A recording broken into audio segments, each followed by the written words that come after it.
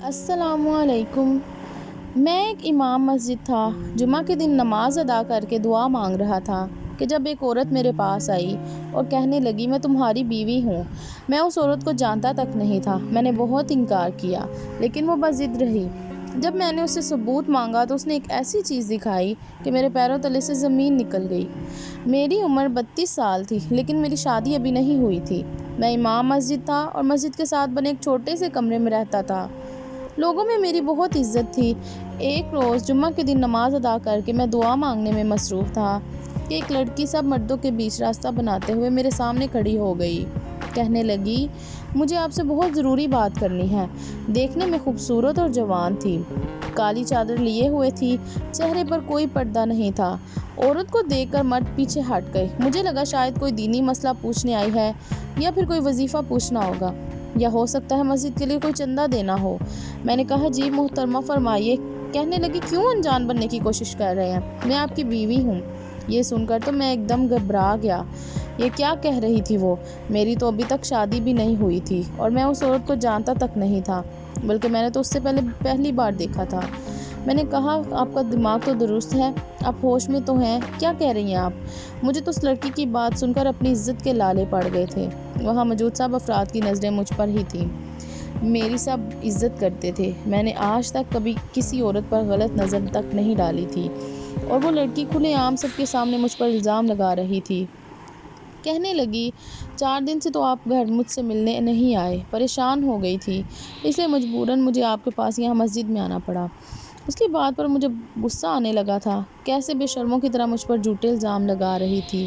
سب نمازیوں کی نظریں مجھ پر تھیں۔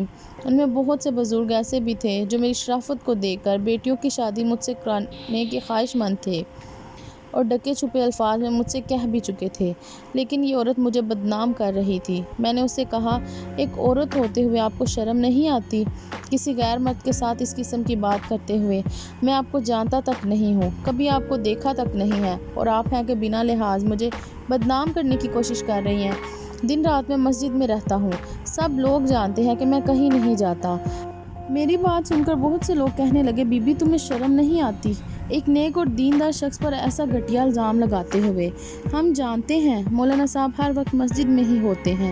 جی نہیں، آپ کی اطلاع کے لیے عرض ہے کہ یہ روز مغرب کے بعد عشاء تک مسجد میں نہیں ہوتے، اس وقت یہ میرے ساتھ ہوتے ہیں۔ یہ سن کر میں دنگ سا رہ گیا کہ وہ میری روز کی روٹین سے بھی واقف تھی اور کیسے فخر سے جھوٹ بول رہی تھی، مجھ پر الزام لگا رہی تھی۔ میں نے کہا میں باغ میں چہل قدمی کے لیے جاتا ہوں۔ وہ لڑکی مجھے دیکھ کر کہنے لگی مولانا صاحب آپ نے مجھ سے نکاح کیا ہے، کوئی گناہ تو نہیں جو یوں سب سے چھپاتے پھر رہے ہیں؟ اس لڑکی کی بات پر تو میں بھی آپے سے باہر ہونے لگا تھا۔ ایک کے بعد ایک جھوٹ وہ مسلسل بولے جا رہی تھی۔ دیکھو محترمہ، میں تمہارا بہت لحاظ کر رہا ہوں، اس لیے عورت ہونے کا ناجائز فائدہ مت اٹھاؤ اور نکلو یہاں سے۔ میں تمہیں جانتا تک نہیں ہوں اور مجھے کیا ضرورت پڑی ہے کہ میں تم سے خفیہ نکاح کرتا پھروں؟ مجھے غصہ آنے لگا تھا۔ بے شک میں بہت ضبط کا مظاہرہ کر رہا تھا، لیکن آخر کب تک کرتا؟ بہت سے لوگ جانتے تھے کہ میں مغرب کے بعد عشاء تک مسجد میں نہیں ہوتا، اور کافی لوگ یہ بات نہیں جانتے تھے کہ میں باغ میں چہل قدمی کے لیے جاتا ہوں، اور نہ ہی میں ہر ایک کو بتا کر جاتا تھا۔ لوگوں کی مشکوک نظریں مجھ پر اٹھنے لگی تھیں، اور ایک عزت دار مرد کے لیے ایسی نظریں بہت ہی زیادہ اذیت دیتی ہیں۔ میں وہاں سے اٹھ کر اپنے مکان کی طرف جانے لگا، لیکن وہ عورت میرے سامنے آ کھڑی ہوئی، رونے لگی، کہنے لگی سرتاج مجھ سے ایسی کیا کوتاہی ہو گئی ہے جو آپ ایسے سلوک کر رہے ہیں؟ میں نے تو آج تک آپ کی کوئی بات نہیں ٹالی، نہ جانے کہ وہ میری شرافت کا کڑا امتحان لے رہی تھی۔ میں نے غصے میں اس سے کہا اب اگر تم نے مجھ پر کوئی بھی الزام لگایا تو میں تمہیں پولیس کے حوالے کر دوں گا۔ میری آنکھیں اس وقت قہر برسا رہی تھیں، مگر وہ خود کو سچا ثابت کرنے کی کوشش کر رہی تھی۔ کہنے لگی میرے پاس سارے ثبوت ہیں کہ آپ ہی میرے شوہر ہیں۔ اس نے اپنے کندھے پر لٹکے پرس کو کھولا اور کچھ کاغذات میرے حوالے کیے۔ مسجد میں نمازیوں کا ہجوم تھا، ان میں سے بہت سے لوگ میرے پاس آ کر وہ پیپر دیکھنے لگے۔ وہ پیپر دیکھ کر میرے پاؤں تلے سے زمین ہی نکل گئی تھی، کیونکہ وہ تو نکاح نامہ تھا۔ میرا شناختی کارڈ نمبر بھی ٹھیک لکھا تھا اور اس کی کاپی بھی ساتھ میں اٹیچ تھی، اور اس عورت کے شناختی کارڈ کی بھی کاپی لگی ہوئی تھی۔ میرے دستخط بھی ویسے ہی ہوئے تھے جیسے میں کرتا تھا، کوئی فرق نہیں تھا۔ یہ سب دیکھ کر میرا دماغ گھوم کر رہ گیا۔ بھلا یہ اس عورت کے پاس کیسے آ سکتا ہے جسے میں نے آج پہلی بار دیکھا ہے، اور اس نے یہ سب کیسے حاصل کیا تھا؟ میری عقل سوچنے سے قاصر تھی۔ ابھی یہ بات ہی سمجھ نہیں پا رہا تھا کہ جب اس نے اپنا موبائل نکال کر مجھے اس میں اپنی اور میری تصویر بھی دکھا دی، جہاں میں تو سفید شلوار قمیض میں کھڑا تھا اور وہ ایک سرخ سے لباس میں تھی۔ سب لوگ بڑی دلچسپی سے یہ سب دیکھ رہے تھے۔ میری عزت کا جنازہ نکل گیا تھا۔ میں نے وہ پیپر اور موبائل اس عورت کے ہاتھ میں رکھا اور کہا، میں نے تم سے کوئی نکاح نہیں کیا، تم جھوٹ بول رہی ہو، اس لیے جاؤ یہاں سے۔ میری بات سن کر وہ لڑکی واویلا مچانے لگی، کہنے لگی، اب تو میں نے سارے ثبوت دے دیے ہیں، اب آپ سب لوگ ہی مجھے انصاف دلوائیں، یہ میرے شوہر ہیں۔ اس چالاک لڑکی کی بات سن کر اب تو سب ہی خاموش تماشائی بنے تھے۔ میرا تو رنگ پھیکا سا پڑ گیا تھا۔ میری برسوں کی کمائی عزت خاک میں مل گئی تھی، وہ بھی بنا کسی قصور کے۔ نہ جانے وہ لڑکی کون تھی اور اتنا بڑا جھوٹ کیوں بول رہی تھی۔ سب لوگ مجھے شک بھری نظروں سے دیکھنے لگے، کہنے لگے، مولانا صاحب آپ نے نکاح کر ہی لیا ہے تو اب مان بھی لیں، اس لڑکی کے پاس سارے ثبوت ہیں۔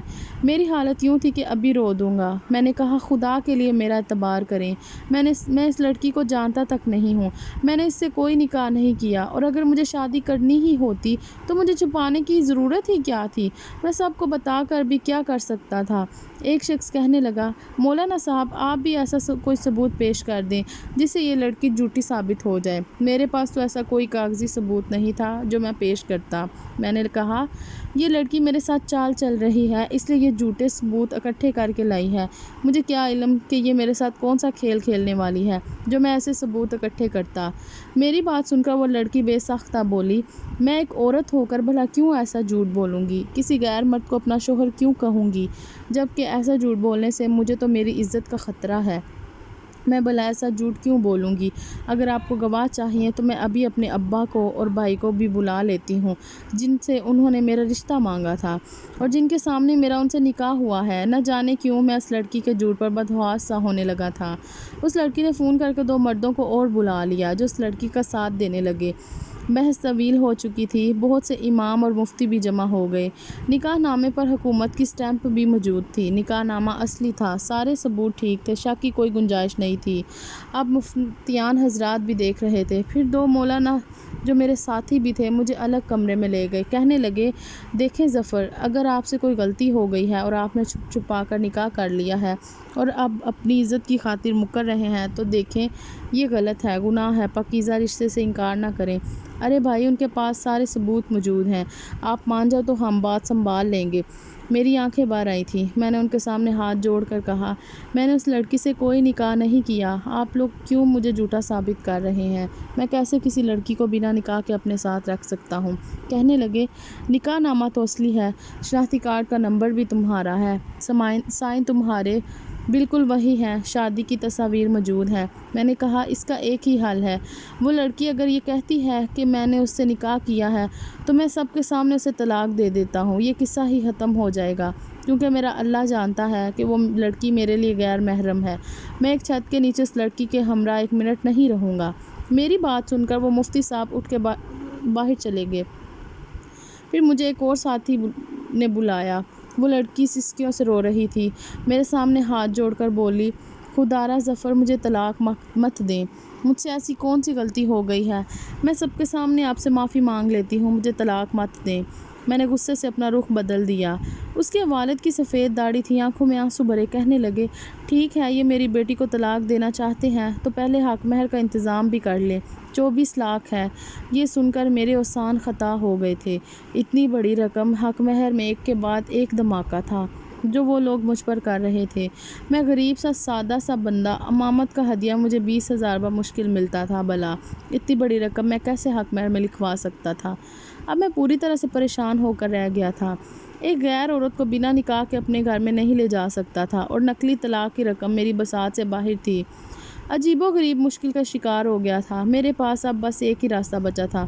میں نے کہا، میرا اللہ جانتا ہے کہ میں نے اس لڑکی سے کوئی نکاح نہیں کیا، لیکن اس کے پاس سارے جھوٹے ثبوت موجود ہیں۔ دنیا کے سامنے بے شک یہ سچی اور میں جھوٹا ہوں، لیکن میرا اللہ غیب کا علم جانتا ہے، میں نے اس لڑکی سے پہلے کوئی نکاح نہیں کیا۔ جو رقم حق مہر پر اس لڑکی نے لکھی ہے وہ میری بساط سے باہر ہے۔ اس لیے آپ میرا اس سے نکاح کروا دیں۔ بنا نکاح کے میں اسے اپنے گھر ہرگز نہیں لے کر جاؤں گا۔ پھر یہی طے پایا کہ میرا اس سے دوبارہ نکاح کر دیا جائے۔ ایسی ذلت تو میں نے کبھی سوچی تک نہ تھی۔ نکاح کے بعد میں اسے مسجد کے ساتھ بنے کمرے میں لے آیا جہاں میں رہتا تھا۔ وہ گھر اتنا چھوٹا تھا کہ بس ایک کمرے چھوٹے سے صحن پر مشتمل تھا۔ گھر میں داخل ہونے کے بعد میرے صحن میں چارپائی بچھائی اور تکیہ رکھ کر لیٹ گیا۔ وہ وہیں صحن میں کالی چادر پہنے کھڑی مجھے دیکھ رہی تھی۔ میں نے غصے سے اسے کہا، سامنے کمرے میں چلی جاؤ اور کوشش کرنا کہ مجھے اپنی شکل مت دکھانا۔ وہ خاموشی سے کمرے میں چلی گئی۔ میں ایک یتیم لڑکا تھا، ماں باپ کی حادثاتی موت کے بعد چچا کے پاس رہنے لگا تھا، لیکن چچی مجھے برداشت نہیں کرتی تھی۔ چچا سے روز لڑتی تھی۔ وہ تنگ آ کر مجھے اسی مسجد کے مدرسے میں حفظ کے لیے ایسا چھوڑ کر گئے کہ پھر واپس پلٹے نہیں۔ میں نے قرآن مجید حفظ کیا، اردو انگریزی کی تھوڑی سی تعلیم حاصل کی اور پھر امامت پر مأمور ہو گیا۔ میری شرافت پر سبھی میری بہت تعریف کرتے تھے۔ کوئی عورت سامنے آ بیٹھی تو میں اسے کبھی اتنے غور سے نہ دیکھتا کہ اس کے خد و خال میرے ذہن میں رہ جائیں۔ فوراً اسے اپنی نظریں جھکا لیتا کہ یہ گناہ ہے۔ اللہ تعالیٰ کا خوف میرے دل میں ایسا گھر کر چکا تھا کہ کبھی بھی اپنی شادی کے بارے میں سوچتا تو یہ خیال آتا کہ آج تک کسی عورت کو میں نے آنکھ بھر کر نہیں دیکھا۔ مجھے عادت ہی کہاں ہے عورت کے چہرے کو اتنا غور سے دیکھنے کی۔ میری تو نظریں فوراً سے جھک جاتی ہیں۔ پھر بیوی کو کیسے دیکھ پاؤں گا؟ اگر یہ کہا جائے کہ مجھ میں حیا کا عنصر عام مردوں سے کچھ زیادہ تھا تو غلط نہ ہوگا۔ لوگ میری بہت عزت کرتے تھے۔ میری شرافت کی گواہی میری مسجد کے نمازی اور مسجد کے ساتھ بنے مدرسے کے عالم مفتی بھی دیتے تھے۔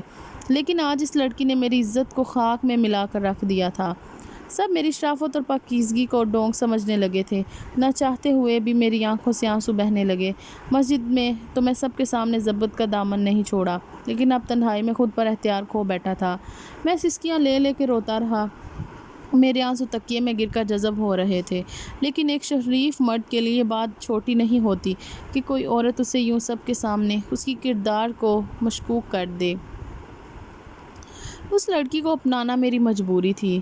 پھر 20 لاکھ کا حق مہر بھرنا میرے اختیار میں نہیں تھا، لیکن مجھے وہ اتنی بری لگ رہی تھی کہ مجھے اس کا چہرہ دیکھنا تک گوارا نہیں تھا۔ اس چھوٹے سے گھر میں بس ایک ہی واش روم تھا اور وہ کمرے میں تھا۔ میں روتے روتے کچھ ہی دیر میں سو گیا تھا کہ تہجد کے وقت میری آنکھ کھل گئی، کیونکہ میں پابندی سے تہجد پڑھتا تھا۔ کچھ دیر چارپائی پر ہی بیٹھا رہا، سوچتا رہا۔ میں ذہنی طور پر نکاح کے لیے تیار نہیں تھا۔ جو کچھ ہوا تھا مجبوراً ہوا تھا۔ کسی خاتون کے کمرے میں یوں جانا میرے لیے ایک آزمائش تھی جو زبردستی میری بیوی بن گئی تھی۔ کچھ دیر تو میں سوچتا رہا کہ کیا کروں۔ پھر خیال آیا کہ سو رہی ہوگی، چپکے سے اندر چلا جاتا ہوں اور وضو کر کے لوٹ آؤں گا۔ جب کمرے میں داخل ہوا تو وہ لڑکی جائے نماز بچھائے سجدے میں تھی۔ میں نے تو پہلے حیرت سے اسے دیکھا، پھر خود کو جھٹک کر واش روم میں چلا گیا۔ جب وضو کر کے باہر نکلا تب بھی وہ سجدے میں ہی تھی۔ میں کمرے سے باہر نکل گیا، جائے نماز بچھائی اور نماز تہجد کی نیت باندھ لی۔ نماز اور ذکر و اذکار سے فارغ ہو کر مسجد چلا گیا۔ مجھے دیکھ کر بہت سے میرے ساتھی ایک دوسرے کے کانوں میں خسر پھسر کرنے لگے۔ یقیناً میرے بارے میں ہی باتیں کر رہے ہوں گے۔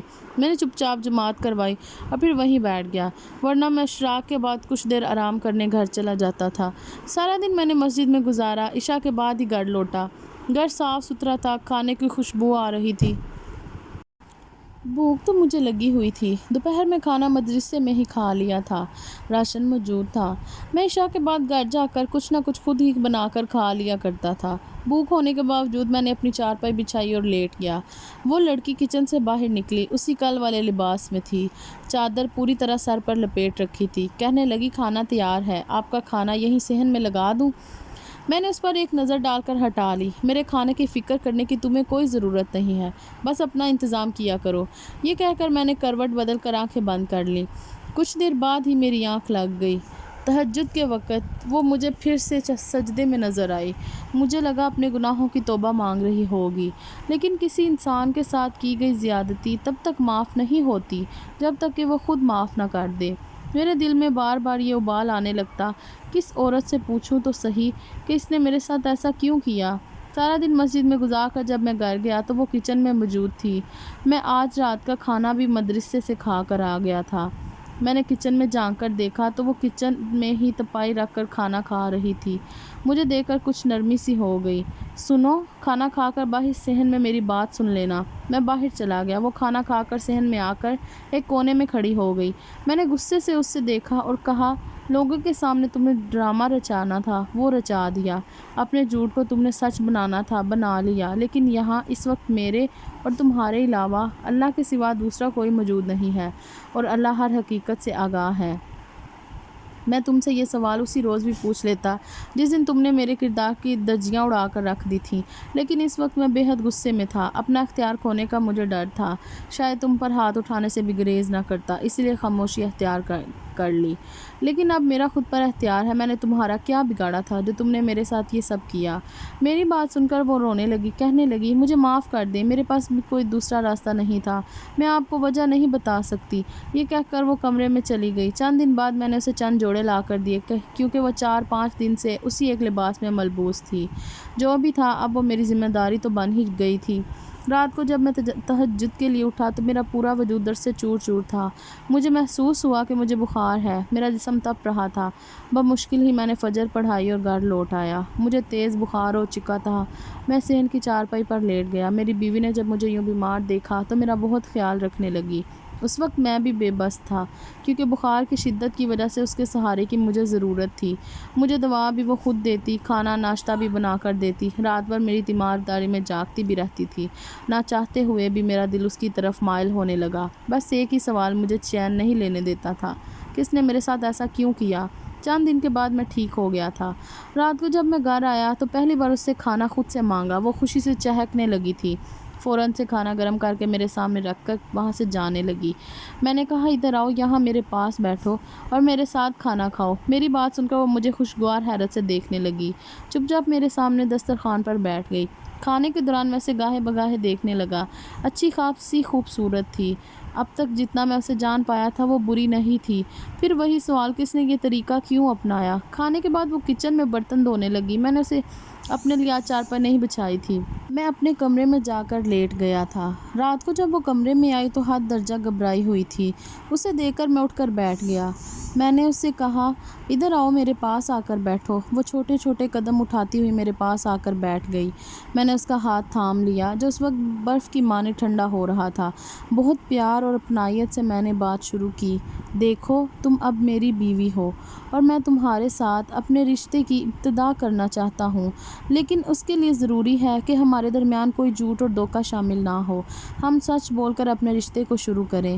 میں نے تمہاری ہر غلطی کو معاف کیا کیونکہ یہ مجھ جیسے شخص کے لیے ناممکن سی بات ہے جس کے لیے اس کی عزت سب سے پہلے اہمیت رکھتی تھی، لیکن تم نے میری خدمت بہت کی ہے۔ تم اچھی عادات اور اتوار کی مالک ہو، لیکن مجھے سچ جاننا ہے۔